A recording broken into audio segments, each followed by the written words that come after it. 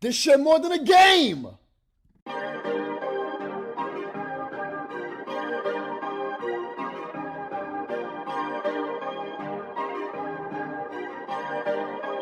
Perfect.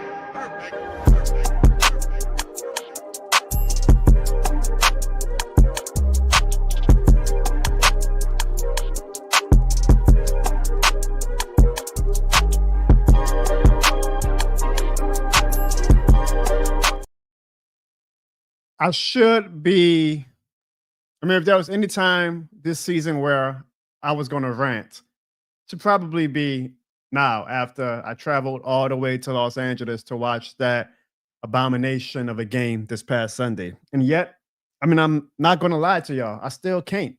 I still can't. I'm not going to ever come on here and fake any type of anger or sadness or any type of emotion. I'm just not. I want to rant, but I can't. Like, I knew going into the season what this team was going to be. Maybe some of y'all didn't. Maybe y'all got delusioned by y'all fanaticism and thought, oh, maybe we could, if everything goes right, win 9 games, or Kellen Moore's going to be one of those glory head coaches that comes in right away and turns a franchise around. Man, I knew this team was going to be bad. Like, I don't know how anybody could look at that roster in August and say, oh, this is a team that's actually going to do some considerable damage this football season. No, I actually was probably too damn optimistic. I say we were going to win maybe 4 or 5 games. That might be too nice at this point. I'll be surprised if we win 3 games. The honest one is against the Falcons, but I'll be surprised if we win 3 games. So I can't be mad. Like, I know going into this season what this year was going to be. I know that I asked for a rebuild, and I am getting a rebuild. And sometimes you got to get real ugly in your rebuilds before you can get pretty again. So I knew what time it was, man. And I can't come on here as much as I want to, right? Like, using my wife's credit card to pay $300 to go watch and get some good seats to watch that Saints-Rams game in LA. I was just melancholy the whole game. I was like, I knew what I was getting into. I know what this team is. But I hope that the suits and executives on Airline Drive feel something. I'm not allowed. I'm okay. I am allowed to not feel something. I'm a fan. I'm hoping that the suits and the executives feel something, because right now, Louisiana's supposed to just down bad, y'all. And if you were born like right before the Drew Brees era or during, you had it good, right? You had the glory days of New Orleans Saints fanaticism.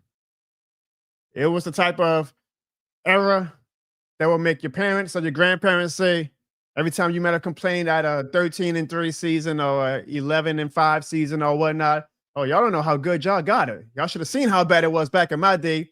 But right now, if you are old enough to realize what is going on, you are living in your back in my day era. If there's some 13-year-old kid right now that can probably tell my infant son in 15 years, and I hope the Saints aren't as bad in 15 years, but in 15 years, you think you got it bad? Imagine how bad we had it in 2025. We are living in another, you don't know how bad you had it ever, of not only just Saints football, but Louisiana sports. I can even argue that this is probably, arguably, the worst of Louisiana sports in history. And I know that the Saints had some down bad years in the 80s and the 90s, and I get all that, but right now we got compounded by the Saints being bad. The Pelicans are also horrible, winless, 0 wins. The season has been going on for about 3 weeks now in the NBA, and the Pelicans still do not have a single victory to their name. And I just gotta imagine that the suits and executives on Airline Drive feel something. Like we are a laughing stock to the national media right now. The Saints, I can actually accept their rebuild. I'm going to start probably going harder on Kellen Moore and company next year. I'm going to give them patience and I'm going to give them grace. I got stressed that I was going to do before the season. This is a rebuild year. I'm okay with them being what they are right now. The Pelicans are in year 7 of the Zion era. I believe we're in year 4 of the Woody Green era. This ain't no damn rebuild. We have no excuse to be 0-6 with 3 weeks into the NBA season, and the suits on Airline Drive ain't doing a goddamn thing but sitting on their hands. Now that I can rant about. Because I'm passionate about the Pelicans. I don't know if people in the chat are passionate about the Pelicans that they're all about the Saints, but I'm damn sure passionate about the Pelicans. We are down bad right now. And I don't know what Gail Benson is doing. I truly don't. I don't care if she's one of those owners who are detached from her teams. Like, I get it. I get it. You might not be as hands-on as Jerry Jones or even the Colts' new owner. But goddamn, you got to feel something. You are the owner of 2 franchises with one singular win between them as of November the 4th. Do you not feel anything? Do you not have any type of goddamn pride? Yet all we do is see her on the goddamn court, sees her in the suite with her Gucci outfits on and her $20,000 purses, smiling and waving and celebrating that she was named the most powerful woman by Forbes. How the hell are you the most powerful woman when your teams have only one goddamn win between them? But that's what they seem to be celebrating on Airline Drive. They live in their own damn bubble. Who gives a damn about wins and losses? Who gives a damn about the trajectory of the franchises? Gail Benson is the most powerful woman according to Forbes. Let's celebrate that. They'll put a goddamn band in the Superdome if they could for shit like that now. Where are the priorities, man? Where are the pride? And I don't even know if y'all saw. Breaking news. Zion is out for like 10 more days. Did I not call that this season? Did I not call that before the season? To all the Pelicans fans saying, "Now give it one more year, John. This is the year that Zion's going to get it together." You have to be purposely obtuse to not think stuff like Tyler Shipp was going to be our starting quarterback at some point, or that Zion Williamson was going to be Zion fucking Williamson in year 7. 0 wins for the New Orleans Pelicans. 1 win for the New Orleans Saints. And we don't hear a goddamn word on Airline Drive. No, hang in there, Saints fans and Pelicans fans. No email saying, cheer up, guys. Here's 50% off the concessions to make y'all have some type of win this season, not a goddamn thing. On top of that, LSU sucks. You didn't even realize something like LSU or Tulane. Tulane blew their playoff chances last week. It is down bad in Louisiana right now. Down bad in Louisiana right now. 2025 might go. The only thing that could make 2025 not go down as the worst sports year in Louisiana is that we did win a national championship with LSU baseball. So it's kind of hard to say that you had your worst year as a sports fan when you actually watch one of your institutions win a national championship. But we're not a baseball state. So god damn is Louisiana down bad right now. And it's got a lot of fans starting to tune out. And a lot of fans are just starting to feel absolutely nothing, which is very bad if you're a professional franchise when your fans start feeling absolutely nothing. So I pray and I hope that the suits on Airline Drive feel something. Feel something, y'all. Your sports teams have 1 win between them in this November 2025. Feel something. Ladies and gentlemen, welcome to the John O'Barnes Show, where it's shit more than a game.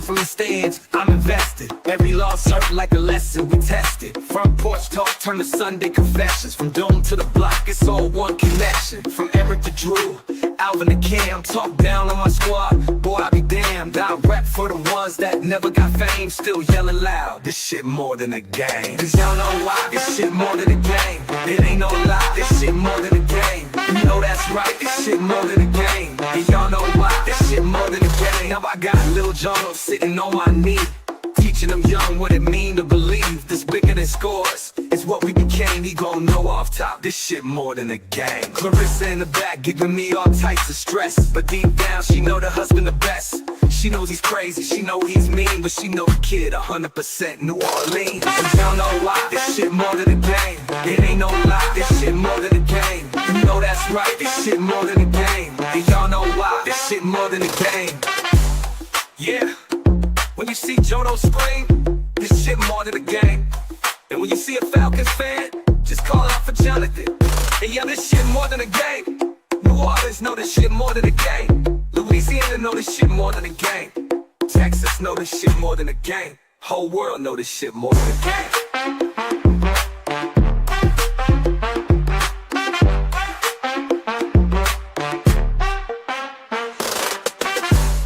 Y'all know why? This shit more than a game. All right, let me calm my black ass down. I told myself I wasn't going to rant.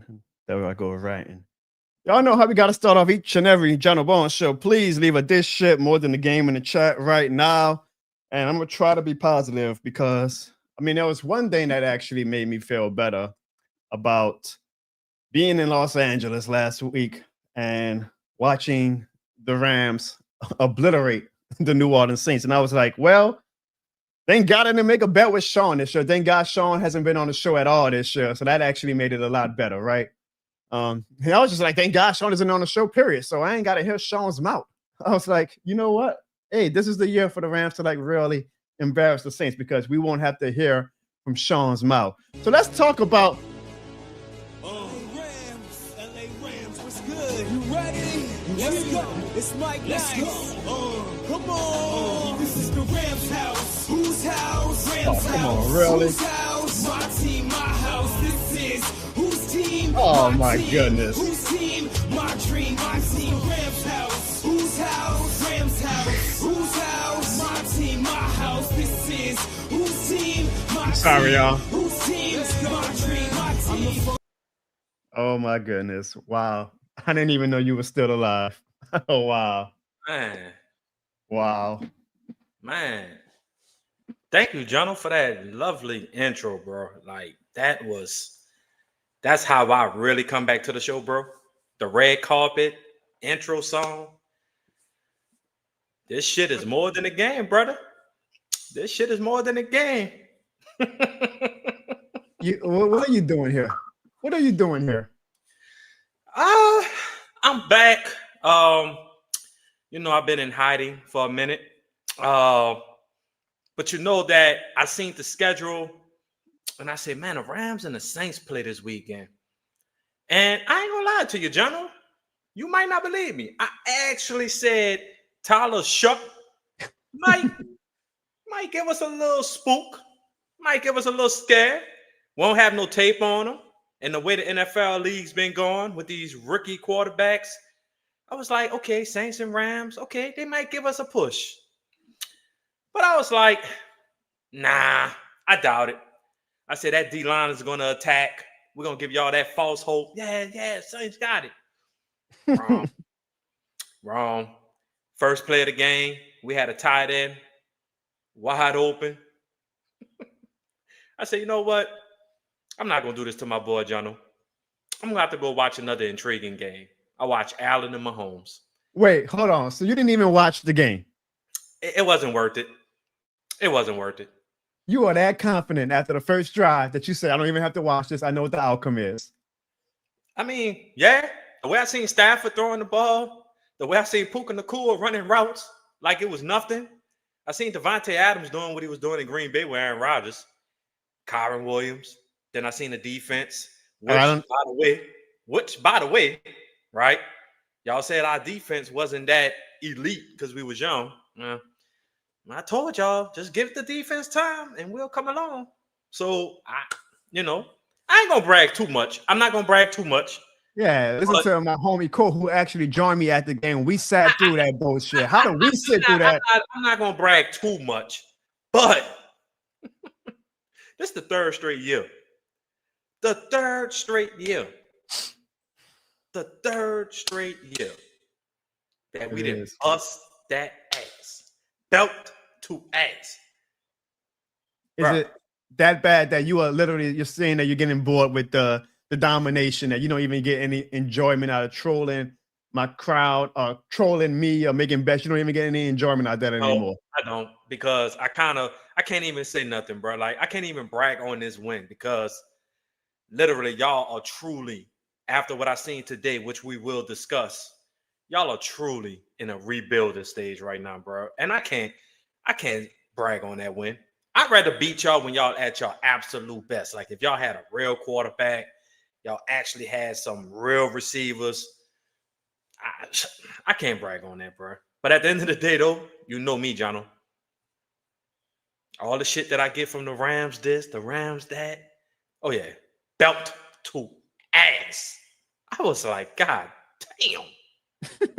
Okay, well. Damn. All right, we get it. Look. That we were actually going to talk about the Rams and Saints game more, but we're not going to right now. We're going to get to that later on in the show because, as you alluded to, you say even after today, for sure, we are in rebuild mode, and absolutely because it was a pretty significant Tuesday in New Orleans Saints land as the Saints made 2 trades to absolutely signify that the rebuild is here and the rebuild is definitely not going away. We traded Trevor Penning. What a great draft pick that was, Shawn. We traded Trevor Penning to the Los Angeles Chargers for a 2027 6th-round pick. I mean, damn, we could have just left Trevor Penning in a stadium on Sunday. We could say, you ain't even got to get on this bus, homeboy. Just make yourself comfortable in the crowd for now until we let the Chargers come and take you. And a more significant one, Shawn, is that we traded Rashid Shaheed to the Seattle Seahawks. And in exchange, we are receiving a 2026 4th and 5th round pick from the Seattle Seahawks. Now, that trade should absolutely bother you because that is one of your division rivals. The NFC West is, again, a great division this year. Good Lord have mercy. Is that an iron sharpens iron division compared to like the NFC South, right? And so you should probably be like, God damn, man, that makes Seattle, who looked amazing on Sunday night, even stronger now when you got Rashid Shaheed next to Cooper Kupp, somebody you know very familiarly well with, and Jackson Smith Jigba with Sam Darnold looking like goddamn 2011 Drew Brees with Clint Kubiak caught in the plays, and we saw with Rashid Shaheed looked like with Clint Kubiak.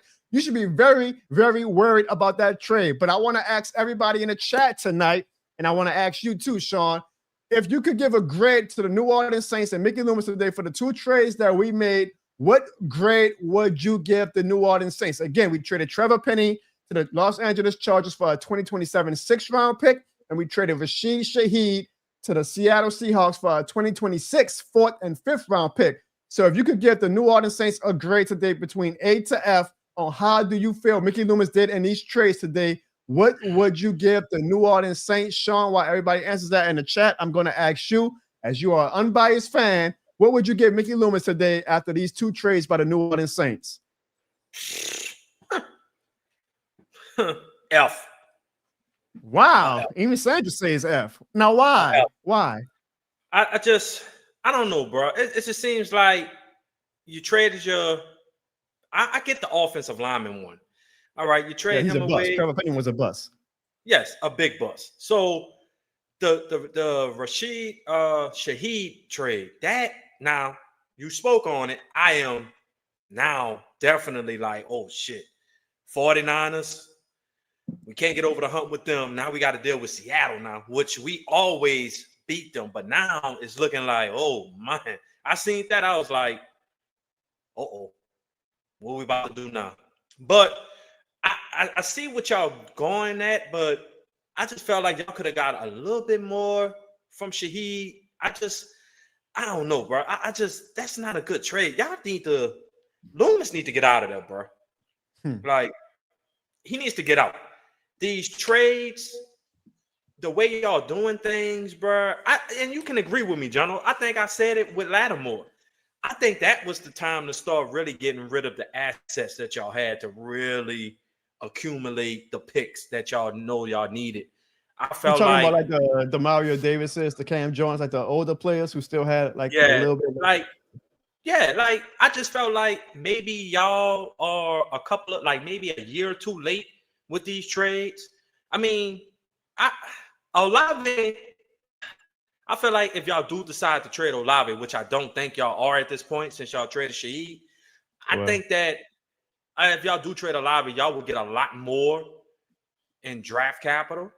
We can't trade him now. The trade deadline is passing. He's a free agent, so much for that. Yeah. So much for that. Well, I definitely think that. Yeah, I give it an F, bro. I just felt like y'all didn't do enough to get the draft capital. And then, like, I'm with you, John. I always said it's like with first head coaches and even quarterbacks, like, you can't really just go off of this year. Like, you know what you was getting into when the season first started. Now, did you anticipate it to be 1-8 record? I don't think you did, but I did. Oh, you did? I mean, I didn't, but nah. I didn't, but at the same, because maybe I put too much faith in y'all defense, only because I knew what y'all defense was capable of in the past. But at the end of the day, bro, it's like, damn, the Saints 1-8. Like, I'm literally sitting here because there was a couple of games y'all should have won. And to be honest with you, given my fair assessment of the Spencer Rattler, he was not, besides the last 2 games when he was turning the ball over like crazy, he was actually playing great football. That's a stretch, but okay. I mean, we're using the word great very loosely if you use the word great. If you use the word great, I'm gonna say this: he was doing enough to make sure that y'all stayed in the game and actually win the game. It just was a player here too that y'all just couldn't execute. That's just my opinion. But at the same time, I give the grade an F, bro. I think y'all could have got way more. Like, I just felt like if y'all gonna really go in a rebuild mode, bro, I would have traded. Should have traded Shaheed, which y'all did. I would have traded Olave and really try to get so much draft capital and just start from the ground up. Like, General, my question to you in the chat: y'all don't think y'all feel like y'all could start from the foundation, like just start it all over again? I hate to say that, but you don't think it's that time to? It kind of feels like I feel like we've already demolished the house, Shawn. So it kind of feels like we already are starting from the ground up. I think an F is extreme. I saw Sandra also gave the F. I don't think so. I think it was a solid.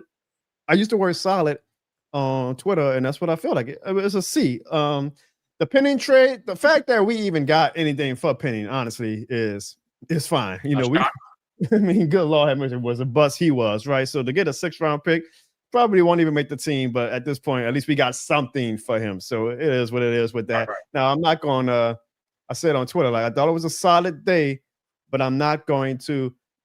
Mickey Loomis was the one who demolished the house. So I'm not going to give him his flowers for picking up a hammer to start building that house back up. Well, you demolished the house. So you damn right you should be picking up that hammer and rebuilding the house. Hell, I kind of wish we had about a new construction guy to build the house instead of him. I agree with you on that. But the Shaheed trade, as Bruce Saint alluded to, I do think that we tried to get a higher pick, but the market is the market. And when the best offer was a 4th, and they added the 5th-round pick to sweeten it, you got to take that. So that was actually a win for me. Now, personally, I would have traded Olave. You're right. I don't think Olave is a number 1 wide receiver. I think we are going to be extremely foolish if we pay him anything in excess of $70 or $80 million. But that seems like typical Saints, you know, paying a receiver. You see with Juwan Johnson, who probably doesn't deserve the contract that he's going to get. I'm with you. I think we probably could have traded some other players like Alante Taylor, who I like Alante Taylor. Like, I know there's talent there that I do like. I like Chris Olave. I just don't think he's the number 1 wide receiver. But given the situation of where we are in and some of the ages of some of these players and their contract status, like a Chris Olave is a free agent. I would rather just trade Olave, take our loss, get maybe a 3rd-round pick. And I'm kind of upset and surprised that a team like the Bills, you know, who are in this like we gotta win now mode, is being so damn protective of their picks when they should be like, screw this, man. This is our chance to, with Kansas City looking vulnerable, get over the hump. Let's give Josh Allen like a legit weapon so that come January, we don't give a damn about no 3rd-round pick in 2026. We're trying to get over this Kansas City hump. I'm surprised that no desperate team like that called the Saints saying, man, we'll give you a 2nd-round pick or something for Chris Olave. Like, when you are in the win now mode, some of these teams need to be like, fuck a draft pick. I'm surprised. The team that was operating tonight, Shawn, like they were in win now mode, was the Dallas Cowboys.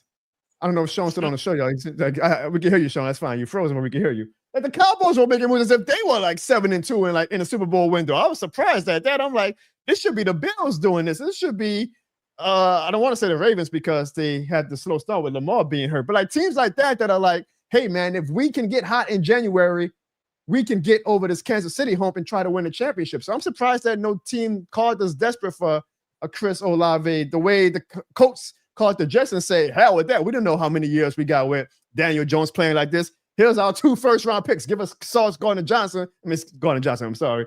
Give us what's his last name, Shawn? Sauce. No. Is it Sauce? Sauce Gardner.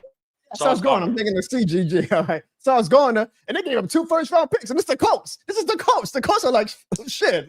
Our window is slightly open. Let's crack that motherfucker up. So we're trying to win now. I'm shocked that no teams, because I'm assuming the Saints did get calls about Olave or Alante, and they were like, well, pay up. So I'm actually more disappointed, I guess, or upset with the teams that told the Saints no than I am at the Saints for aiming high. Now, shit, the Saints had maybe once it got to the point where they knew that a Buffalo Bills or whatever was not going to give up luxury picks for Olave or whatnot, should they have settled for fourth rounder or third rounder? That's debatable. I get the fans are like, we should have just like went all in, like got rid of everybody. But I'm not mad at keeping some of the players. Olave is one that you can argue me with because I'm like, he is a free agent, and I would rather get a draft pick for him than to keep him this year and then have to overpay him this offseason because we don't want to lose him for anything. But boy, does it make it look that 22 draft, Shawn, where we got Olave and Penning in the first round. Boy, does that draft look bad today. So all that to say, though, you can only work with your market, right? You can only work with your market. You can house up for sale for $500,000. If the best offer you get is $400,000, sometimes you got to take it. Sometimes you just got to take what the market is.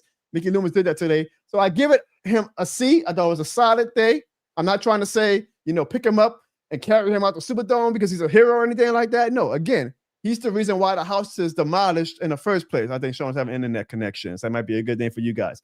Mickey Loomis is the reason why the house is demolished in the first place. So I'm not going to give him credit for picking up a hammer after he already bulldozed the house down. But as a fair man, I'm going to just say I thought that the day was solid.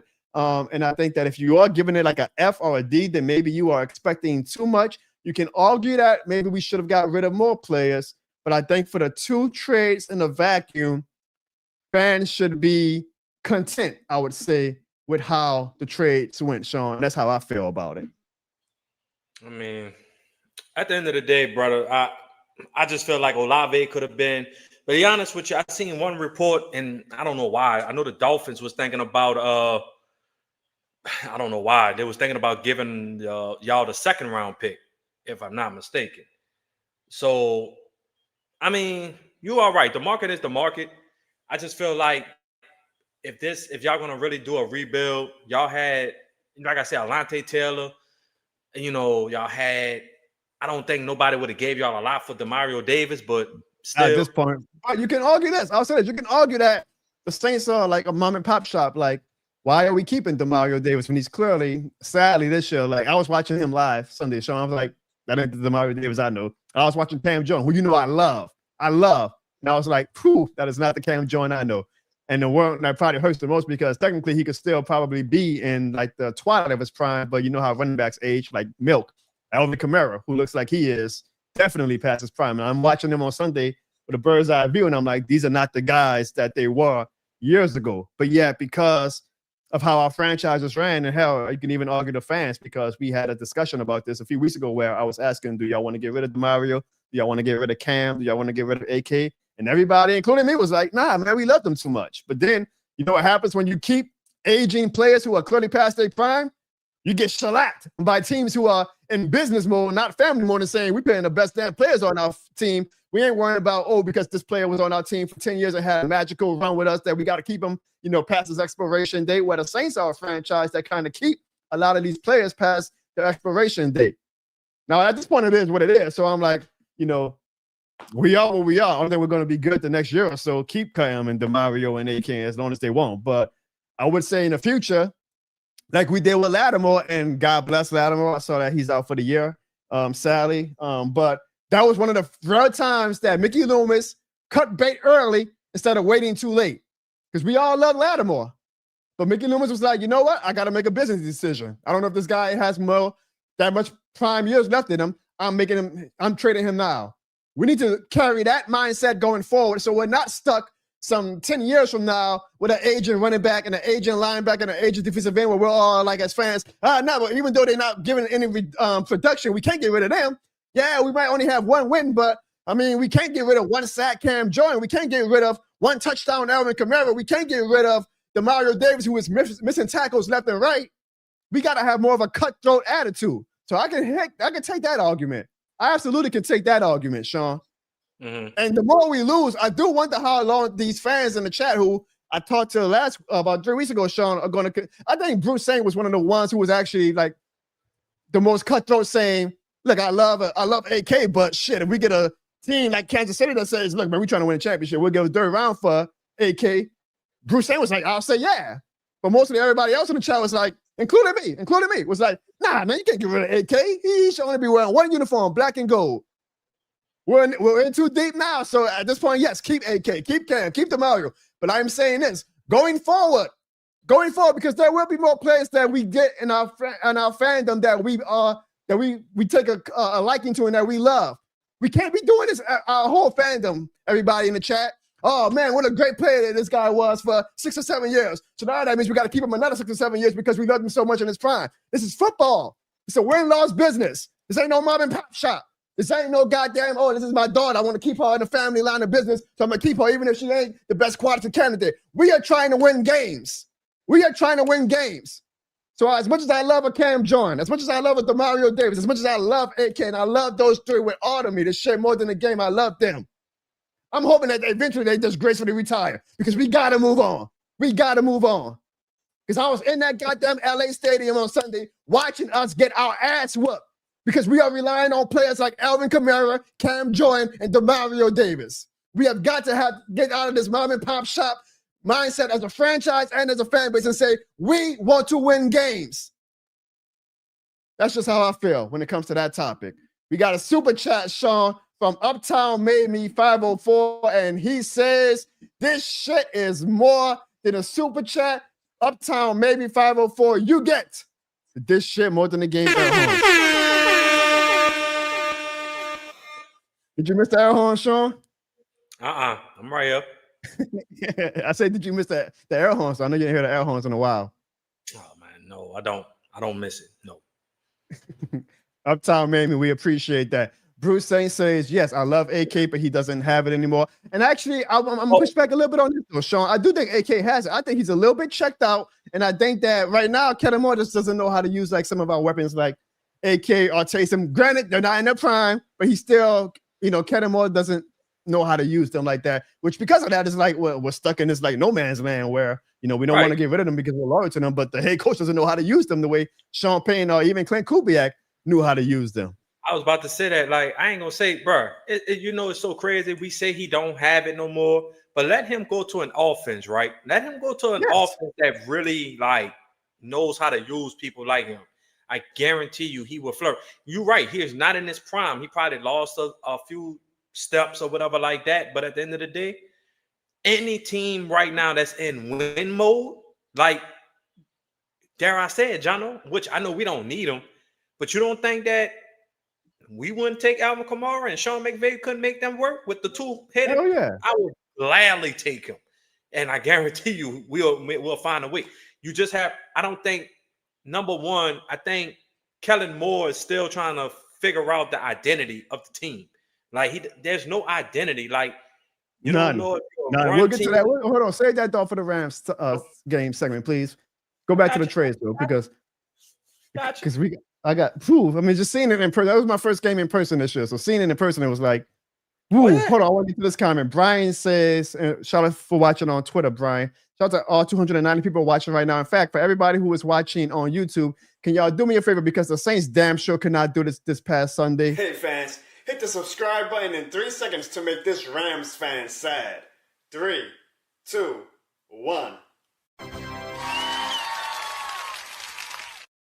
All right, so Brian says Chris Olave is actually not a free agent next year because we did pick up his 5th year, the 2026. My apologies about being misinformed on that. But I do believe, Brian, him and his agent, Olave and his agent, a football player never wants to go into the final year of their contract without their contract extension, right? So even though technically he is not a free agent next year, I guarantee you him and his agent are going to probably hold out if they don't get an extension because no football player wants to go on a 1-year contract, essentially knowing how dangerous the game is. But yes, Brian, you are right that he is not technically a free agent next year, but we probably are going to have to get into contract talks with him next year because his agent is going to be like, you ain't going to camp until you get a long-term extension.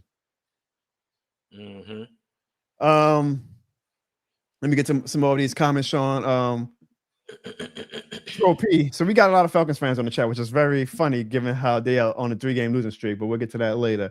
He said, didn't the Rams get draft picks from us for hiring Raheem, and we traded a first to them? I know y'all traded y'all first. Was it to y'all that they traded the first round pick to Shawn for that James Pierce, and the defense still is complete ass? I don't know. The NFC South is so garbage, Shawn. The NFC South is so, let's transition. Let's transition to the NFC South. Let me, hold on. talk about the NFC South while we got these Falcons fans in the chat. They're very humble in the chat, I see tonight, because you can't help but not be humble when you lose 3 straight games. And Shawn, if the NFC West is murderer's row, then the NFC South must be the yellow brick road to the rainbow, because good Lord have mercy, is this division kind of bad? Look at the Carolina Panthers. What do you feel about the Carolina Panthers, Shawn? I was just about to say that Carolina, bro. I don't know. I think it's the momentum that they carried over from last year. They've been winning some, bro. Their defense must literally like be legit, because for them to go to Lambeau and to do what they did, like that's crazy. They've been winning some big games against some nice teams. Now, are they going to make a push to the playoffs? I don't know about all that. But, I mean, they have a shot at the wild card. I like what they're doing. Yeah, well, they're definitely going to get a win this week, so they're going to be 6-4, and they're going to have their whole, playoff fate in their hands.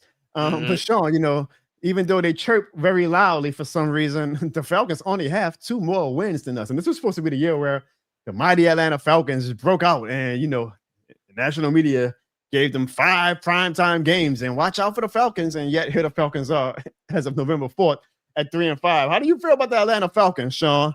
The same as always. My advice, got to get rid of that offensive coordinator. I'm not everything on Michael Penix. I watched a few Atlanta Falcons games.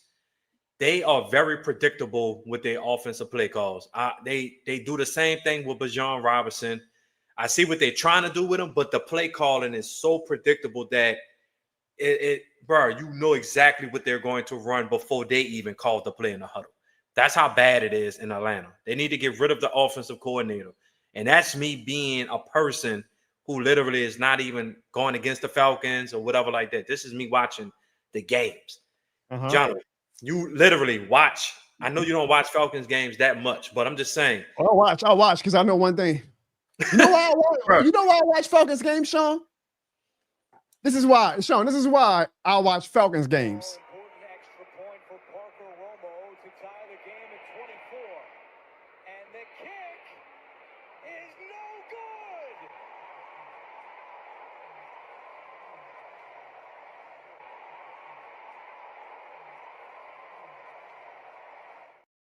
Because if there's one thing that I always say, that the Falcons are going Falcon.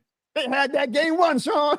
If he makes that hit, all they got to do at the next drive is run the ball down to New England Patriots don'ts, and they can make another field goal. But the Falcons are always going Falcon, and yet the fans in the chat right now still call us the Aints. This is our worst year in years, in decades, and they only got 2 more wins than us.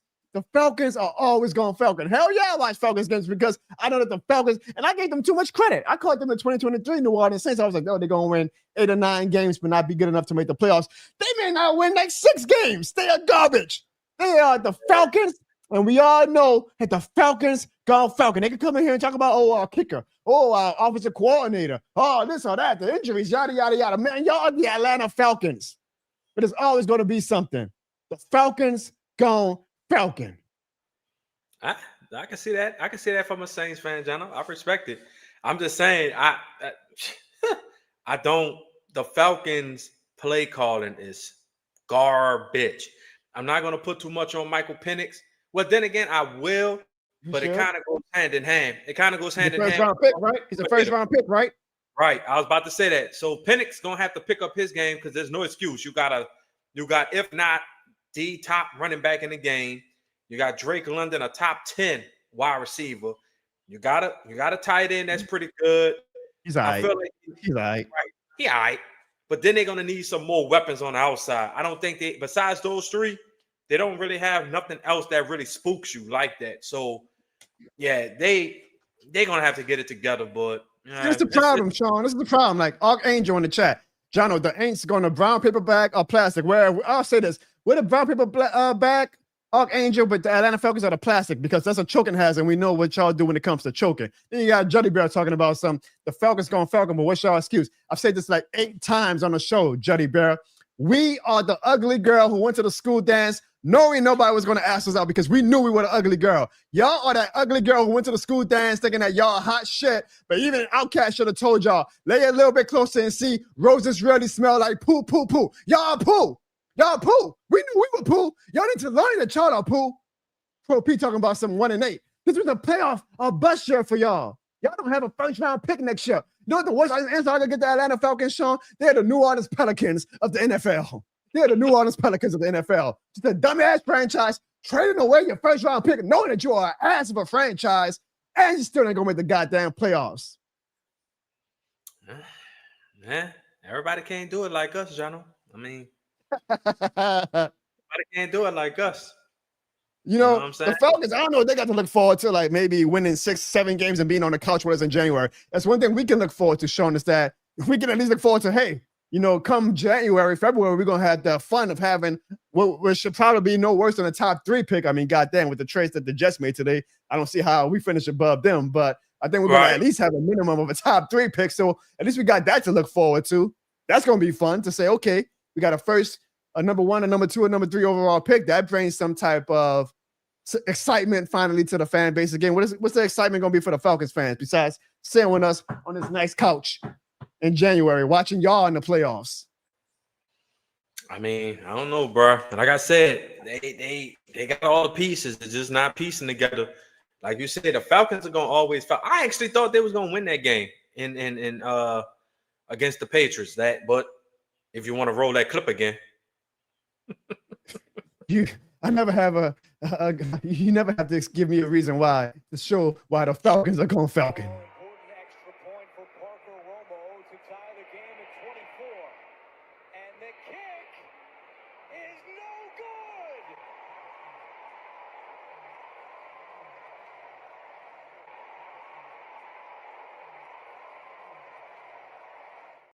So I just need one favor in the chat. Everybody, please finish the statement for me. Falcons gone what?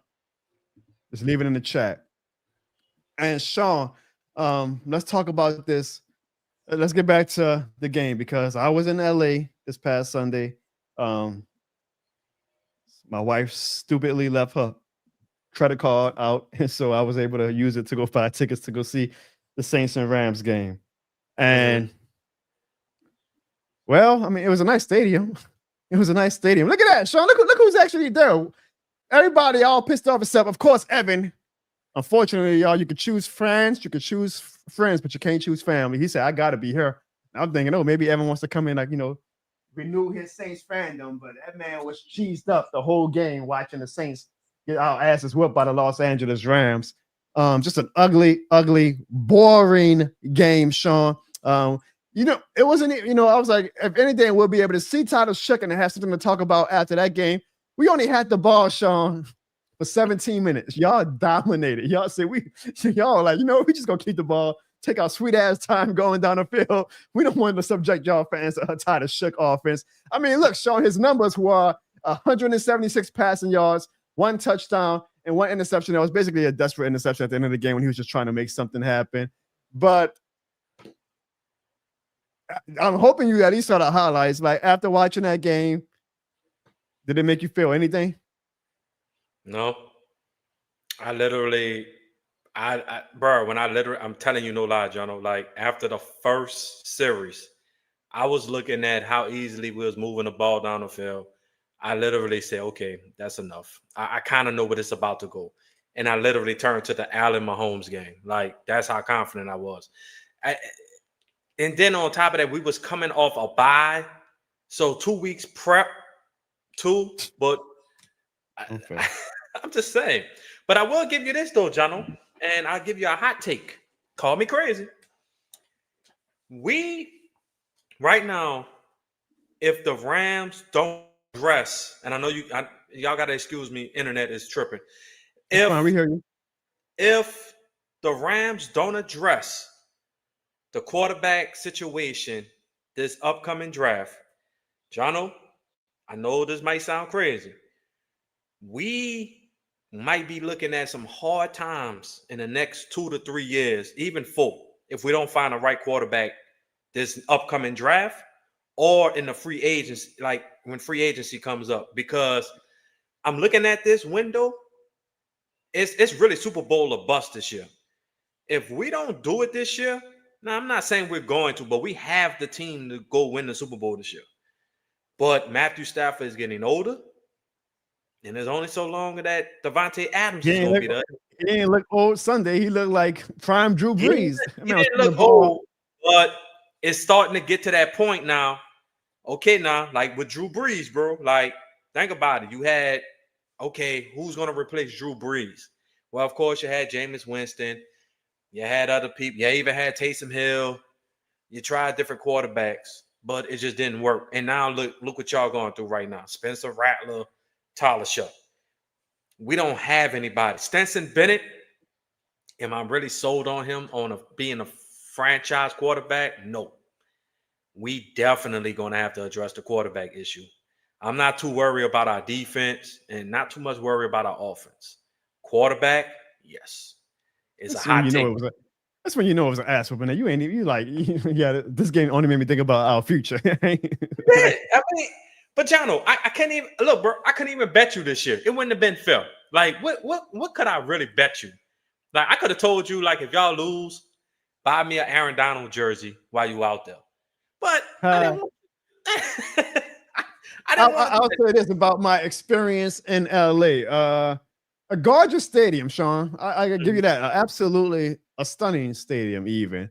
But I say this on Twitter, Shawn. It's not me being a hater. Like, I'm being honest. That was one of the most soulless stadiums I've ever been to, which is crazy, right? Like, it's an amazing stadium.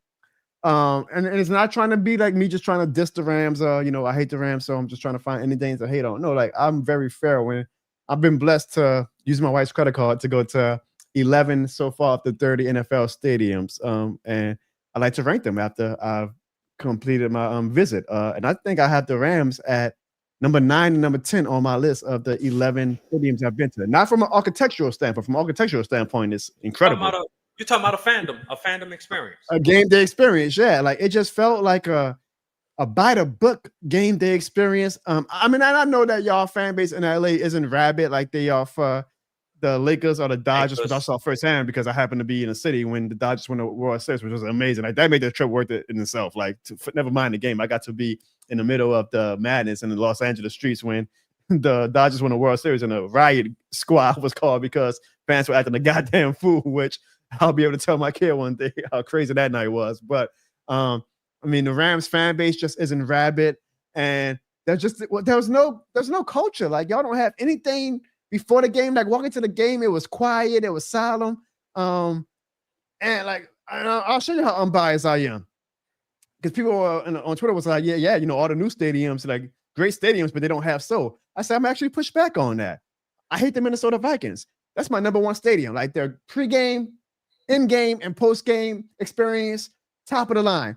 I hate to say this out loud because I know the fans right now about to go crazy in the chat, especially the Atlanta fans. The Atlanta Falcons, brand new stadium, incredible culture they had. Like, that felt like a goddamn Atlanta game. Like, they had the rappers, they had the Atlanta music, the pregame vibing, the fan. Even after we beat them, the game that I went to, which is what a shock, right? We beat the Falcons. Like, fans just acting a fool. Like, that's goddamn home field advantage. That's a goddamn fun game day experience.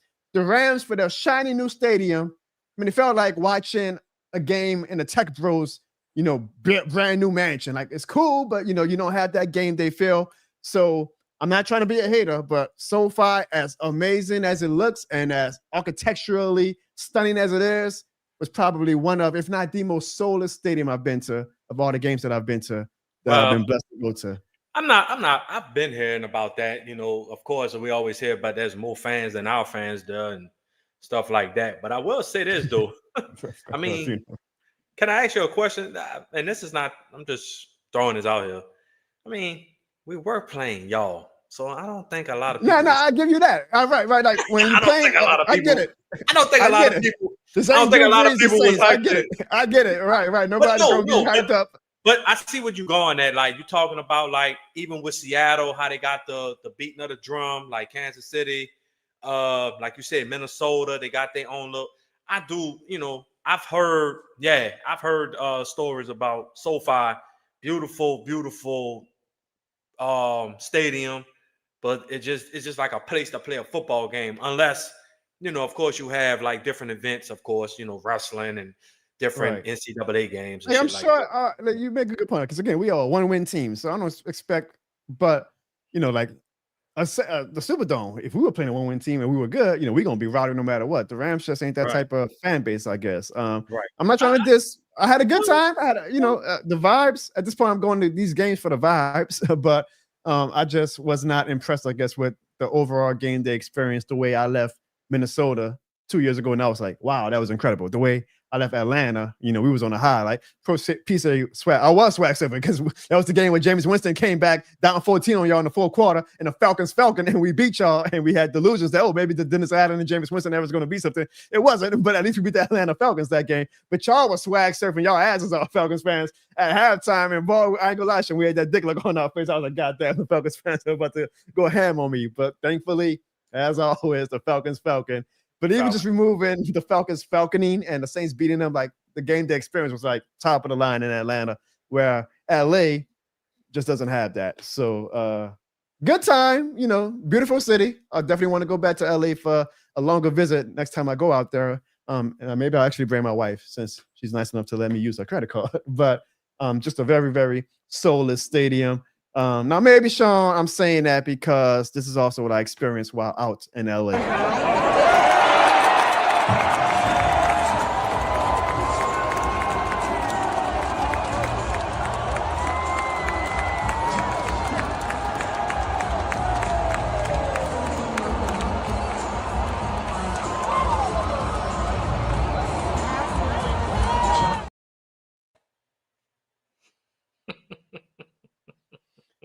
One day, bruh. One day. But even in that video, like you see, like y'all had just scored a touchdown, and the fans doing like a golf clap. It's like, where's the soul at, Rams fans? It's like y'all got a great team. Where's the spirit? Because we share a stadium with the Chargers, they don't know who to clap for. I don't know, bro. But I mean, I'm glad you had it. How was the food? The food was delicious. Oh man, I got some leftovers after this show. All right, I like LA, amazing city. You bought leftovers from Los Angeles? Huh? You bought leftovers from Los Angeles? Oh, bro, you know me, bro. I'm in the middle of the riot after the Dodgers win the World Series. And like, I was like, the police, hey, if y'all want to question me about anything, if I look suspicious to y'all, that's fine. Y'all can even arrest me, but y'all ain't taking my goddamn to-go place. I'm serious about my to-go place. And you're going to hear it in the group chat probably for the next few years. Like, that boy, John, a bum, boy. That boy held on to them to-go place in the middle of a riot. Police was throwing tear gas and pellet guns and shit. And I'm like, oh, y'all can do what y'all want. Just don't touch my goddamn to-go place. Right. The food was good in LA. I didn't get any concessions because good Lord have mercy, do y'all charge an arm and a leg for y'all concession prices. But then we went to Cosm after, Cosm is like that new experience, the IMAX thing where like, yeah, in the immersive. That was pretty cool. So a good time in LA. Got to go do it with the homies. Evan, of course, was the only one who was really happy after the game Sunday because he got to watch. I'm surprised he didn't come on the show to brag. He damn sure came back with his Cowboys, I guess. But I don't think it's nothing to brag about, John. The NFC West kind of dominated this weekend. All I say is, Shawn, I mean, look at me. I'm over it, bro. I'm over it, and I'm not doing any more road trips. Okay? That's my word. That's a lie, but okay. Actually, we are going. I think the Saints play in Paris next year. So, all right, never mind. You want to come to Paris with us next year, Shawn? If I can get my wife's credit card, and he ain't saying nothing. Hey, you ain't saying nothing. Hey. Ugly game. We need more data on Tyler Shook, y'all, before we can give a comprehensive analysis on him. But definitely a very underwhelming debut. Not all because of him. I mean, we only had the ball for 17 minutes, so hopefully against Carolina we get a better feel. Well, it's gonna kind of be hard without Penny now. Not that Penny is good, but we ain't got Penny, we ain't got Shaheed. It's gonna be rough, bro. I think us and the Jets are gonna be in a free fall for who's gonna be that number one pick. And we played him on December 21st, so that's gonna be a fun game. The Tank Bowl, who's gonna be the worst of the two teams, but it's definitely gonna get uglier, y'all, before it gets better. But it does get better in the chat because Brute Saint leaves a $20 super chat. Let's give him this shit more than the game air horn. And Bruce Saint didn't even leave a comment. maybe he did want to leave a comment. He hit send too soon, Bruce. But if you want to say anything, that's a $20 super chat. We really appreciate that. So thank you. I think Bruce Saint was trying to, help me out, help my wife out, and give her some of her money back after me using her card to go watch Titus Shook and the 1-7 Saints get their ass whooped by the Los Angeles Rams. So thank you, Bruce Saint, for donating to the Jonathan Barnes is in the doghouse fund, because Jonathan Barnes is definitely in the doghouse right now. And we want to thank everybody who leaves super chats. So to Bruce Saint and to Uptown Mamie 504, thank you guys. This shit is more than a super chat. And to everybody who left a super chat last week. And Shawn, that one person who left a super chat last week was Ziggy. So Ziggy, if you are listening, I know you ain't on the show tonight.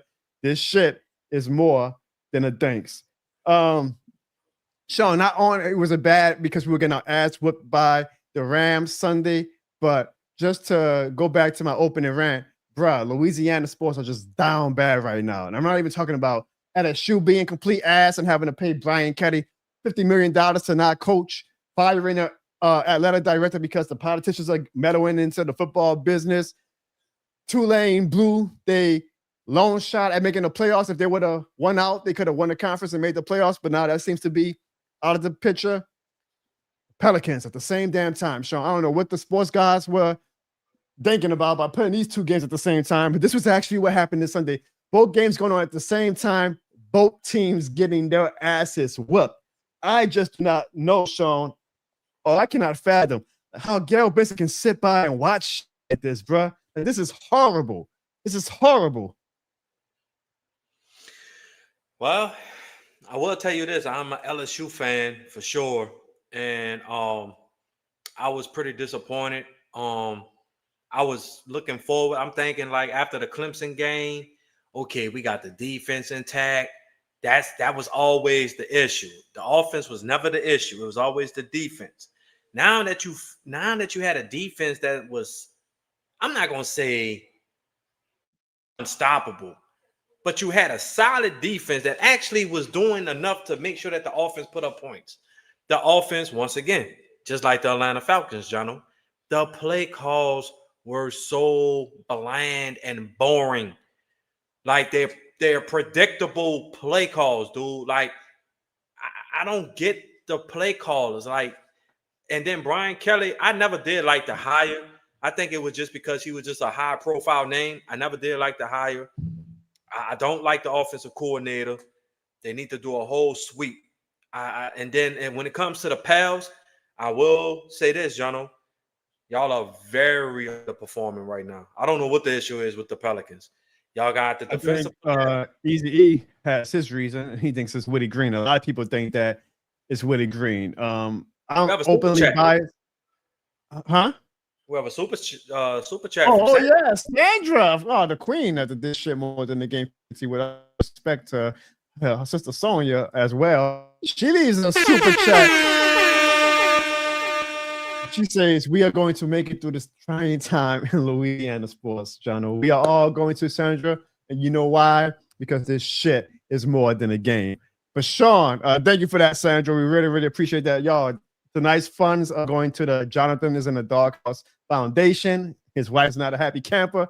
That I used her credit card to go watch the 1-7 Saints. And she said, how in the hell, what in the hell did you expect from that game? So these super chats are really, really going to help me kind of get out that doghouse. So to Sandra, to Bruce Saint, to Uptown Mamie 504, I really, really appreciate y'all because I am in the damn doghouse. This is my bed for the past few nights here because I'll be thinking with emotion sometimes, Shawn, and not logic. I was saying about the Pelicans because fans are over Willie Green. And I'm biased because I was a ball boy during Willie Green's playing days with us. So, I root for him. But yeah, I watched the games and like there was games last week where like the team legitimately quit. Like they just show no heart, no effort. And you're right. We shouldn't be an 0-16. Now, I don't think the team overall is good. Like I thought our maximum ceiling was a play-in anyway. But I don't think that our floor should be 0-6 3 weeks into the season, right? Like we have much more time to at least be borderline 500, if anything. So at some point, you got to do something. And the scapegoat is usually going to be the head coach. And it is year 4 or 5, I believe, of Willie Green And they and I would think that I thought they were going to do something after the road trip, but they continue to try him out there. And it's like, dog, does the franchise, like the suits and the executives, do they even care about the Pelicans? Like, dog, we are 0-6. Zion is out. We might win tonight because we're playing the Hornets without LaMelo Ball. So, we get a bone thrown in us every now and then, but that ain't going to fix everything if we win tonight. Like we are a bad, bad team. The Saints, I can excuse, like Bruce Saint said, we knew what the Saints situation was. The Pelicans are technically in year 7 of the Zion era. This is year 5 or year 4 of Woody Green being a coach, and we go backwards. So bad that everybody's saying, oh, they might be relocating. Like they're purposely trying to sabotage the franchise. And what's even worse, Shawn, is that with the Pelicans, with the Saints, I can look forward to, we're going to have the number 1 draft pick. We're going to have the number 2 draft pick. We're going to have a number 3. We're going to have a top draft pick, right? Uh-huh. Can't do that for the Pelicans. You know why? Because this dumbass franchise traded away our top 2 draft picks this year. So we got nothing to look forward to. The New Orleans Pelicans, Shawn. We're not the Lakers. We're not the Celtics. We're not a franchise that has a standard of excellence. We are the goddamn New Orleans Pelicans who know that our star player is going to get hurt. He's hurt right now. And we traded away our 2 first-round draft picks who are right now our top 5 draft picks because if y'all see number 4, that's Indiana Pacers. Guess what? We had their draft pick. For some stupid reason, in the middle of the NBA Finals, we traded the Indiana Pacers their draft pick back, knowing, and I hate to sound morbid, but knowing that Tyrese Halliburton had a sore hamstring. So you know that, he might actually not be, I hate to say it, but it's his business. We don't know if he's going to be healthy next year. Guess what? We traded them their first-round pick back. He tears his goddamn Achilles the next game. Now they're probably going to have a top 5 pick that could have been to the New Orleans Pelicans. But I can maybe excuse that as bad luck. The Pelicans are just a franchise that can never catch a break. What I cannot excuse is that Joe Dumars and Troy Weaver come in here in 1 month, knowing that our star player is injury prone as fuck, knowing that we rarely ever make the goddamn playoffs, they traded to Atlanta of all teams, They traded our number 1 pick with no protections. Usually a small franchise says, hey, we'll trade you our first-round pick, but the top 5, if it lands in the top 5, we get it back. This dumbass Joe Dumars says, hey, just take the goddamn first-round pick, no protections. We want Derek Queen. Derek Queen is averaging 7 minutes a goddamn game. You traded it for a player who's not even playing. It's a stupid-ass franchise sometimes. And I can't even argue with the national media. It seems like they are actually actively trying to move this goddamn franchise with the dumbass decisions they make. I could run on the Pelicans. This ain't a goddamn rebuild. We are in year 7. We're supposed to be goddamn contender for championships. Now we ain't got a draft pick. We ain't got a goddamn winner. How bad is it in New Orleans Pelicans land, man? Oh, but Johnny, you're overreacting in July and August when we lose the draft lottery. Don't worry, Zion's going to really show you this year. In year 7, he's finally going to show y'all. Man, get the hell out of here with that. Once again, Jono was right? They never come back when you're right about your negative opinions. We have a super draft stupid on drafted. I didn't even call it stupid. I said it was risky. I was being nice. I said, I go hard because I like Derek Queen. I said, I'm going to call it risky. Niggas was giving me fucking flack for that. What you mean it was risky, John? You're not happy that the Pelicans are trying something different? Trying something different? Just because you are asked doesn't mean that doing something different is a smart thing to do. We're the New Orleans Pelicans. We're not the Lakers. We're not the Celtics. We're not even the Sixers.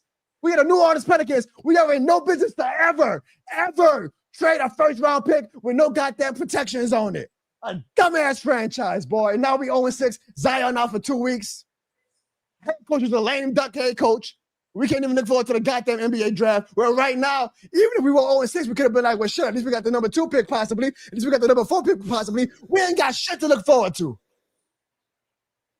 But hey, at least Gail Benson was named the most powerful woman by Forbes magazine last week. It's okay, brother. We got a super chat. We have a super chat, Jono. Easy E leaves a $2 super chat, and he says this shit more than a game. We are sick, fire, Willie. Now, Easy E, just know that you are this shit more than a game certified. Let me just say something about this, and this if it sounds like I'm doing this because I'm biased to Willie Green, I promise you I'm not. We say firing Monty Williams was going to change everything. Guess what? We were still ass. We say firing Alvin Gentry was going to change everything. Guess what? We were still ass. We say firing Stan Van Gundy was going to change everything. Guess what? We were still ass. I promise you, we're going to fire Woody Green. We might have that, small window of the team having a boost because, when you fire a head coach, the new interim coach comes in, gives the team a spark. We set up with the Saints last year with Darren Rizzi, but then Dan's even back out again. I'm not saying we shouldn't fire Woody Green. The results are the results. I get that. But I promise y'all, firing Woody Green is not going to save how bad this franchise is. I hope y'all know that. There was no savior walking through that door. There was no savior walking through that door. So firing Woody Green might make everybody feel better. Like, okay, at least we ain't got to watch a Woody Green offense or whatever anymore. But I promise you, the end result is going to be the same. The Pelicans are not going to be in the playoffs, and we're not going to have our first-round pick.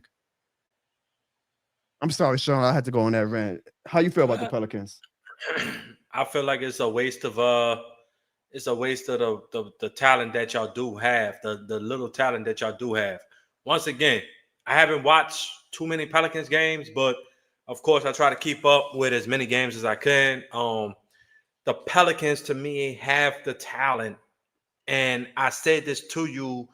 I want to say, was that the year before, Jono, when Zion got hurt? He was on that run, and y'all would have played the Thunder in the first round 2 years ago, right? If I'm not mistaken. Yep. I say this, and this is being because I'm not a Pelicans fan, but as an NBA basketball fan, I felt like if Zion was healthy, the Thunder would have lost that round very easily because there was no answer for Zion. Y'all have the talent. I don't know about that, but okay. Y'all do, because I look at it. I like Herb Jones. I like him as a defensive presence. I feel like y'all don't develop the talent that y'all do have. Like, to me, Herb Jones, if you want to call him a defensive player, cool. That's what he is. But that doesn't mean that he can just stick to defensive games. Like, develop him as an offensive player, mid-range jumper, something. Love Trey Murphy. Like Trey Murphy. He has all the potential. He ain't doing nothing this year. Well, it looked like he's doing something tonight. I just checked the It's stats. the Hornets. Man, that's the problem. Don't matter. Win this game. I told you, everybody. I told you. Look at Herb Jones and Trey Murphy against the Charlotte Hornets. Don't matter. And y'all struggling with them too, by the way. And maybe if Zion was playing, we could actually finally get a win against a team like that. Yeah. And y'all got Jono, it's either this, bro. And once again, somebody asked me the question: would you be willing to trade Joel Embiid? At this point, if it's gonna give us either a big time signee to come join the team with Maxey and Richcombe and McCain, the rest of our little core, trading Joel Embiid is kind of like you're damned if you do, damned if you don't. I mean, y'all probably gonna be 6-1 after tonight. Why would you trade him? Y'all looking real That's good. That's what I'm right saying. now. But people still, like I said, why would you trade Luka? Why would you trade Anthony Davis? I'm not shocked at anything that the NBA teams, especially the 76ers, without the way we drafted in years and traded and done stuff, I wouldn't be shocked if Joel Embiid get traded. But we need to trade Zion. So you get into my point. So now you have the assets. So who would you keep to try to build? Everybody's for sale, Shawn. Everybody. We are 0-6. Everybody's for sale at this point. And guess what? If that's the case, shit, y'all should be able to get some first round draft picks, some second round draft. Who is going to trade a first round pick for Zion Williamson, a guy who averages 30 games a season? Somebody, a big market team. I hope so. Trust me, it only takes one. I get that. It only takes one person who really says, I can fix him. I can fix him. A big market team, a team that really knows that we're just one piece away. And I guarantee you, I hate to say this, but if Zion goes to a big market team, he gonna ball out. Of course, I know. Same thing with Trey Murphy. If you decide to trade him, Herb Jones. Not saying they'll go to a different team, but a person like Herb Jones go to a team that needs defensive, go to Milwaukee or something. They can use defensive help. Herb Jones will be a definite asset. Y'all can definitely get assets for that. I'll tell you what. Go ahead. To me, it just sounds like you're just trying to scrap the whole thing from Yes. Back up. Yes.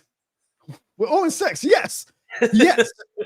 But we ain't got no goddamn draft pick. So how can you rebuild when you ain't got? I don't know. What's going on. Yeah, I mean, Jono, it sounds It's like bad. Louisiana sports are bad right now. And if somebody does Shawn trade for Zion or one of them, I bet you they're gonna be smart to say, hey, we're gonna put some protections on that draft pick so that if we wind up finishing with a bottom 5 record, we get to keep our pick. Unlike the dumbass Pelicans who say, just take our pick, Atlanta. The Falcons fans are down bad right now. Let's make the Falcons fans feel better by giving the Hawks an unprotected first round pick. Just absolutely silly, man. Absolutely silly. But you know it's not silly.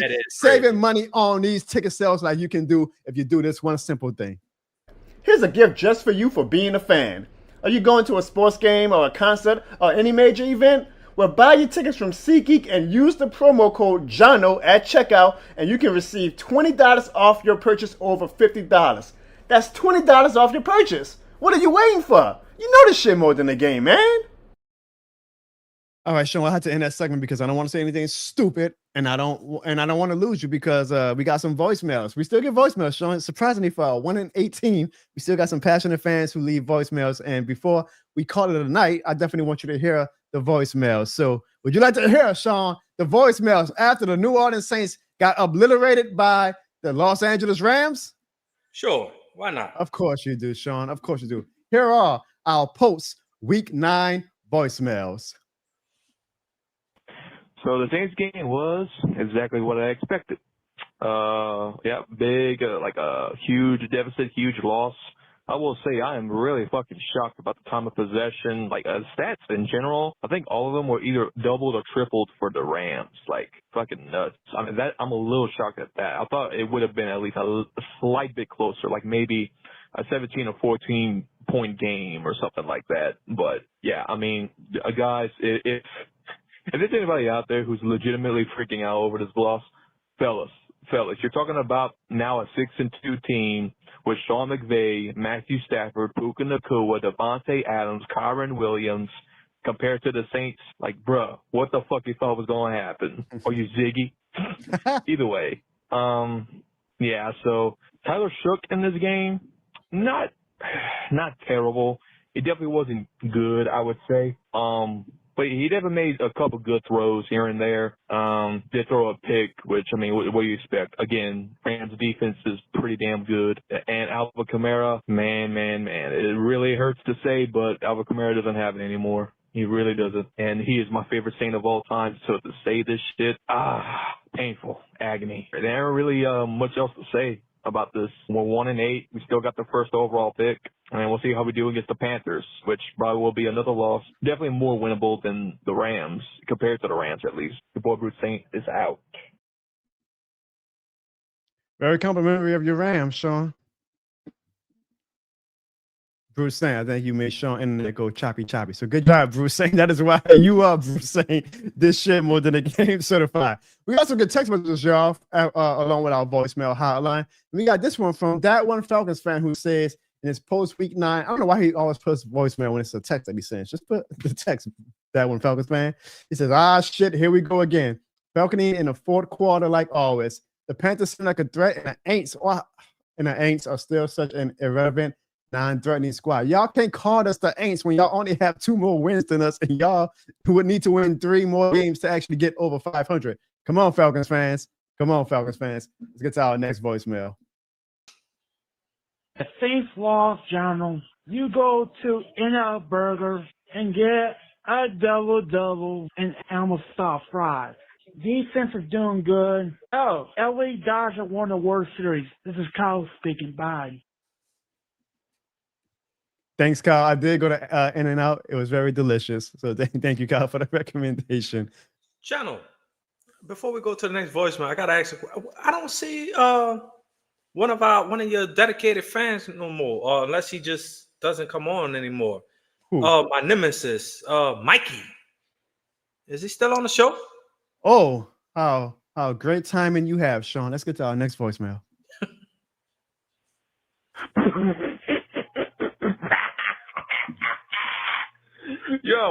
Yo, okay. A couple months ago, right after week 1, this man Younghoe Koo done missed a field goal. He missed a field goal to tie it against, that would have tied it against Tampa, right? He missed the field goal though. He missed that thing. They cut him. because Younghoe Koo was their entire problem. Nobody else's problem but Younghoe Koo. Y'all kicked out the man who y'all were praising last season when he beat the Saints. No lawyers. When he made that 58-yard field goal. Y'all were praising him. And then y'all cut him after week 1. Y'all brought in John Parker Olmo, and he did the same thing. If anything, he did it worse, bro. Game time extra. Oh, Atlanta, man. Y'all never change. It's like every single look. I don't even care about I care about the Saints, so they don't care about winning. So I'm not even going to call about them. I'm just focused on other people losing at this point because that's all I have to look forward to at this point. But boy, oh boy, when I say y'all suck, wee, boy, man, how y'all get dotted up by the Patriots like that? You know, I know we did, but we're trash. We're supposed to be trash, right? Yep. Man. Y'all be alright. Go crying to your dad. Oh, wait. That's us. That was a great phone call, Mikey. But hold on, Shawn, do you and Mikey have like this weird synergy? Because you randomly bring him up right before his voicemail, and then this is his first, he must have heard you because here he is now in the chat. Do y'all? I know Mikey is a passionate fan and he keeps it real, but I know he always gives me shit about my team. So I'm just wondering, I'm not trash talking because like he brought up a valid point. The Falcons were supposed to be this high powered, which the number stated they had a high powered offense, and they barely they can't beat the Patriots. They couldn't beat a 49ers team that didn't have any defensive starters like that. Besides, Couldn't beat the Panthers. Couldn't beat the Panthers. Right. So that's why I said I'm not bragging on this win. Like I said, it's the Saints. Of course, I'm a brag because we beat y'all, but we kind of already knew what this was about to be. So that's all. I just wanted to know what Falcons fans should have known, and yet they don't, because I still also get other text messages from Falcons fans, including this one from Kamal, who says, at least we gave it everything, and the referee didn't call that last call with the Patriots D-line making fake clapping sounds to trigger off our center. We came instruction. He must have been having an aneurysm when he was typing this. I would too if my team, who was supposed to be hot shit, lost 3 in a row. 14 points and would have went to overtime if our dumbass kicker didn't miss the extra point to make it 24-24 even. Shaking my head. But the ain't showed no pulse or lifeline support. Y'all definitely going 1-16 this year. Hashtag blue dad. Wow. How bad down bad are the Falcons fans that now they already halfway into the season at least we gave it a shot, you know, at least we fought hard, unlike your Saints. They were talking playoffs all before the season, and now they subjected to, at least we tried our best. Get out of here with all that. Look at these lame ass excuses. The fake clapping made our center trick. Man, y'all are the Falcons. Y'all are an embodiment of y'all actual team. What an embarrassing fan base. What an embarrassing ass franchise. Hey, John. What? John, don't worry about it, bro. We played them week 17. Oh, man, y'all gonna feast. The only way y'all might lose is if y'all resting y'all starters by then. But y'all gonna feast. Y'all gonna feast on them, boy. That's probably gonna be the game that officially eliminates them. So I'm looking forward to the Rams doing us a solid in December. Next voicemail. All right, so quick thoughts on the trade deadline. Honestly, I like it. Could have been a lot worse. Could have been way worse. So first off, we traded away Rashid, Shaheed to the Seattle Seahawks for next year's 4th and 5th round pick. Hell yes. I think that's a pretty damn fair trade, okay? I heard that we did want a 3rd for him, but you know what? I like the idea of, instead of 1 pick that's 3rd round, take 2 picks in the 4th and 5th round. I think in terms of value, they're pretty similar. So I'm cool with that. As for Trevor Penning, dude, the fact we got a pick for Penning at all, I'll take it. I'm sorry, but I'll take it because the dude is fucking trash. So, yeah. If I had to grade this trade deadline, I guess B+ at its best, B- at its worst, solid. So, yeah, there you go. He's a little bit more generous than me, Shawn, because I gave it a C. But, yeah, I agree with Bruce saying that we got something for both of those guys when we probably could have let them walk for nothing. So, solid day. Isn't going to change the trajectory of our franchise, but at least it shows that there's some acknowledgement, and instead of stubbornness from the front office, that we are rebuilding and we need all of the draft picks that we can possibly get to hopefully strike gold on some and turn this franchise around. I'm sorry, John. Can I answer this question right quick? Can you Who, pull up who, that? who asked you? Who asked you a question? Ark. He said you He forget. says- I'll read it out for him. You forget we beat the Bills. What makes you think the Rams are going to beat us at home? Oh my God! Well- What a delusional fan base. Well, let me think. Y'all offensive coordinator came under the tree of Sean McVay. Sean McVay just went against Brandon Staley, who was the defensive coordinator for him. We went against Kevin O'Donnell. I think anybody that's come under Sean McVay tree, we whoop ass. That's why. And Sean McVay is a better play caller, and Yes, he is. we have a better defense. I don't care what you say. We have a way better defense than the Buffalo Bills, and we have better offensive weapons than the Buffalo Bills. All y'all had to do was contain Allen. Y'all going to have to contain Puka Nacua, Adams, Higby. Never mind. Continue with your voicemails, John. I just want to answer the question. They're the Falcons fans, Shawn. They're the Falcons fans. Oh yeah, but I got answers though. I got answers. Hell yeah. Well, everybody has answers against the Atlanta Falcons. Come on now. I got They answers. the open book test that everybody has the answers to. It's the Atlanta Falcons. Exactly. Come on now. Exactly. We also got a text message from a Saints fan, finally, not just a Falcons fan. My guy Carl, who says the Saints just better go to Amazon to get some help since they got rid of Shaheed. It's time to sell both of the franchises to Todd Graves and some other investors. Time for Mama Benson to go home. How about this, y'all? Every super chat that we get from here on out is going to not only go into the Get Jono Out the Doghouse Foundation, but it's going to go to the Let Jono Barnes Buy the New Orleans Saints and Pelicans Foundation. Because, Shawn, I bet you if I was the owner of those two teams, I have shit right. And you know why? Yeah. You know why? Because this shit's more than a game. You're damn right. Let's get to our next voicemail. This is James. Uh-oh. Just James.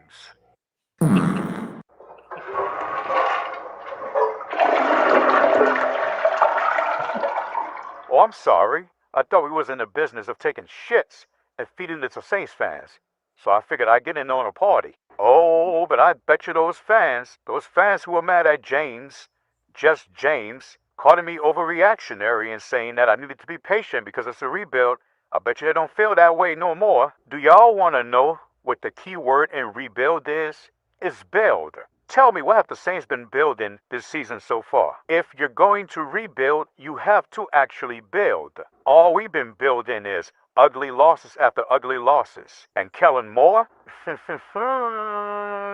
Oh, Kellen Moore. Yet again on the sideline looking dazed and confused. Like he was Matthew McConaughey or something. But I know who he is like. Mr. Mackey on South Park.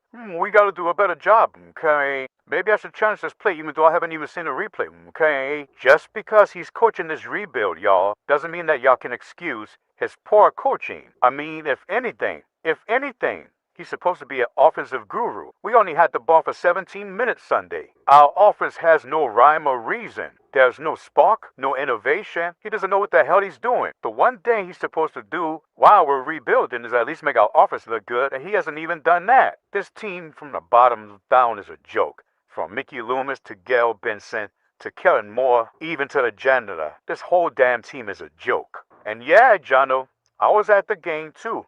You may not have known it, but I also traveled to LA. I was actually just a few rows above you, looking over you and your wife, making sure y'all were protected. Because I know those Rams fans, well, I should say Rams fan, because there ain't many Rams fans, but all those Rams fans could have been a dangerous situation knowing how you get. So I had to make sure that you are protected, unlike the way our offensive line can protect the quarterback. Anyways, I don't know, y'all. I really don't. I mean, this team isn't giving me much motivation or energy to sing you guys my angelic songs week after week. I really don't know if I have it in me anymore. Just like the team looks lifeless, they're making all the fans, including James, just James, lifeless. But I guess because we were in California, I can give y'all a California-inspired song. Ha! So, DJ, please, I guess. California love.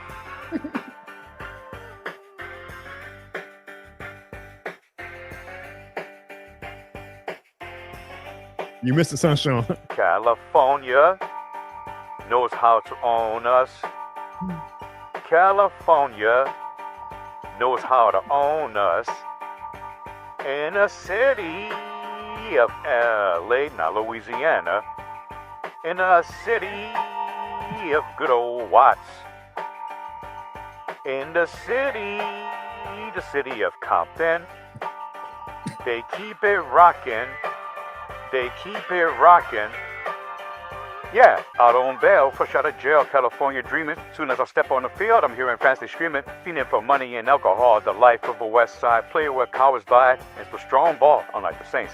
Only in Caddy where we riot, not ready to live and die. In LA, we wearing chucks and our baddies. Yeah, that's right. Dressed in locks and khaki suits, and riot is what we do. Flossing but have caution, we collide with other crews. Famous because we throw grams.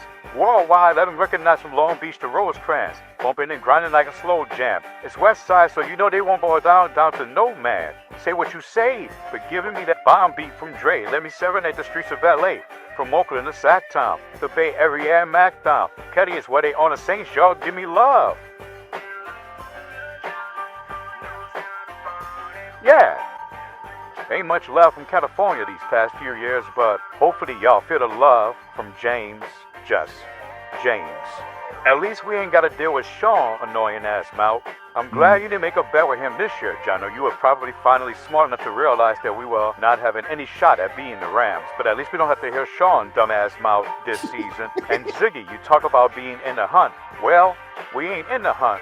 We are now the hunted. Because every team is hunting us for an easy win. Yeah. Shake it, baby. Shake it. Shake it, baby. Shake it, Cali.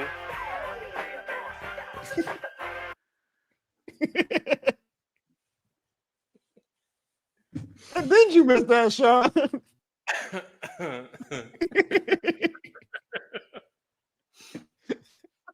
That's the slowest, fastest rap I've ever heard in my life. That was rap. No, okay. I have no comments, bro. I'm just glad.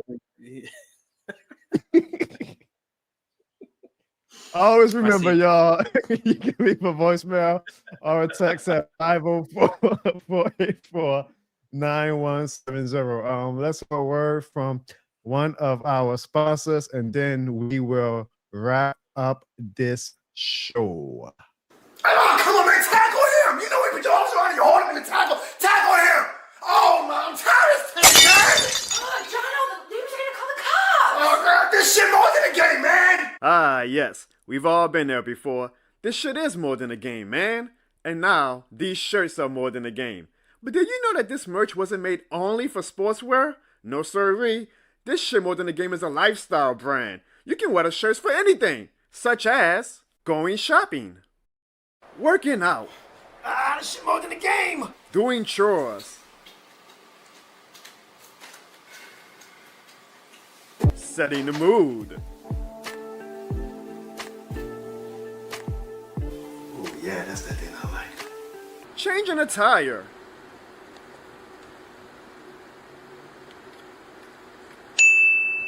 Robbing a bank. Go! Jumping a Falcons fan.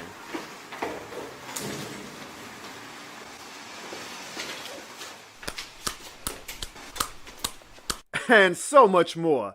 So purchase your official This Shit More Than a Game merch today for the low starting point of $28.03 and let the world know this shit more than a game.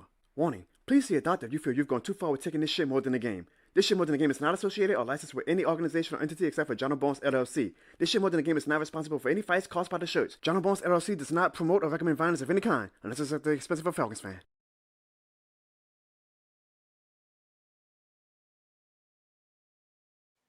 Shawn, we want to thank you for taking time out of your busy schedule to join us tonight. Didn't you miss the show, Shawn? I'm sure you missed everybody in the chat.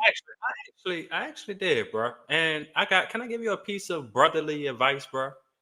Sure. You want to get out the doghouse? You better stop making Clarissa do the chores, having her tire, have her rob the bank. I'm just trying to make her have an active lifestyle. Why am I always the bad guy? Why do y'all always see from her point of view? Maybe they get it from a this shit more than a game point of view sometimes, okay?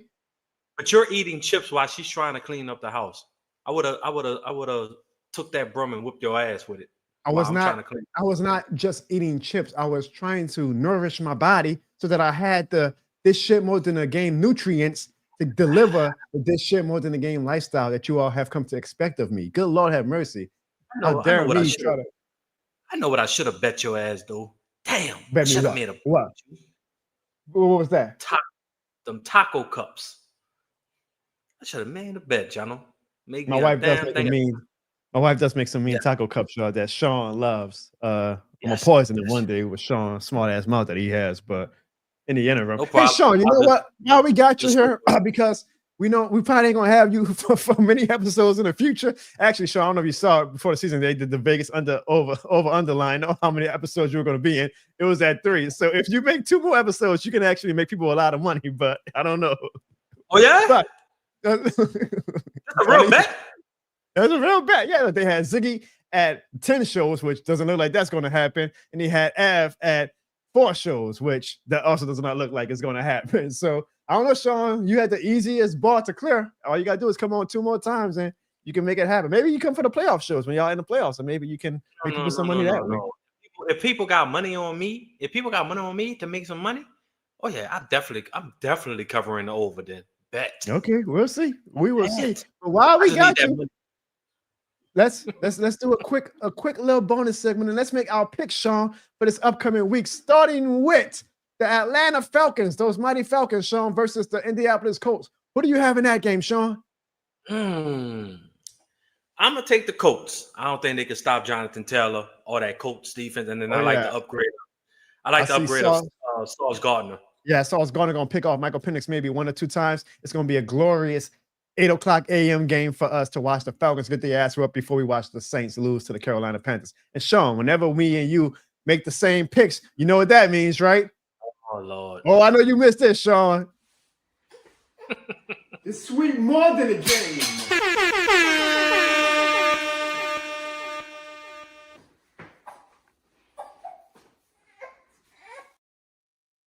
Finally, a new spot. Finally, a new updated ass. That's all I asked for. But damn, why you had to have the baby? You almost dropped the baby, bro. What's going on? Baby got to learn about hard times early on at his age. Next game, Shawn, is the Patriots, who just beat the Atlanta Falcons, versus the Buccaneers. Who do you have winning that game, Shawn? I think this is probably going to be a good game. I think the Patriots win streak comes to an halt, though. Bucks coming off a bye. Give me the Bucks at home in a tight one, though, by 3. You know, I actually was going to pick the Patriots, but now that you just say that out loud, I do think that the Bucks can win that game coming off a bye at home. And the Patriots are pretty suspect against the Atlanta Falcons, where I think the Bucks can take advantage of that. I am going to go with the Tampa Bay Buccaneers as well, which means one thing. It's sweet more than a game.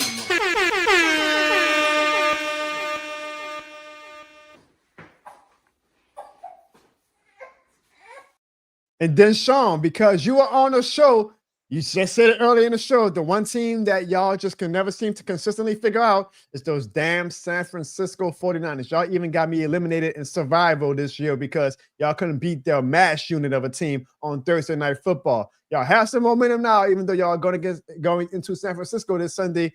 Do you think y'all get over this goddamn San Francisco hump and beat them this Sunday? I'm just because I'm a Rams fan. I think we get our revenge. It's going to be a tough game as always. So Rams by. I'm gonna go by 3. Rams. I think y'all get y'all lick back, and I think you guys will beat the 49ers, even though I wish y'all would have beat the 49ers when I picked y'all in my survival league. Y'all franchise, y'all live to make my life miserable. I swear to God, y'all live to make my life miserable. It's sweet more than a game.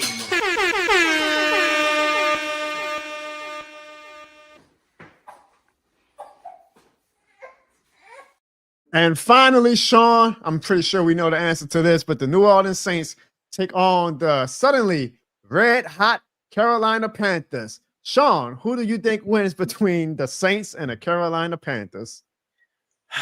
Well, if this was at home in the Dome, believe it or not, I would have took y'all to win. Wow.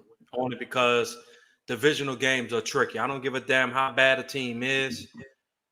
It's a tough divisional game. But y'all in Carolina, give me Carolina by 9. We could be in Carolina. We could be in New Orleans. We could be in the Sahara Desert. Divisional games could be tricky all they want. You know what's not tricky? Not having Eric McCoy, not having Rashid Shaheed, not having 3/5 of your offensive linemen that started the season, okay? The Panthers will whip our ass here and there. The Panthers will whip our ass with green eggs and ham. They will whip our ass no matter when, no matter where, no matter how, no matter why. They are going to beat the New Orleans Saints. It's sweet more than a game.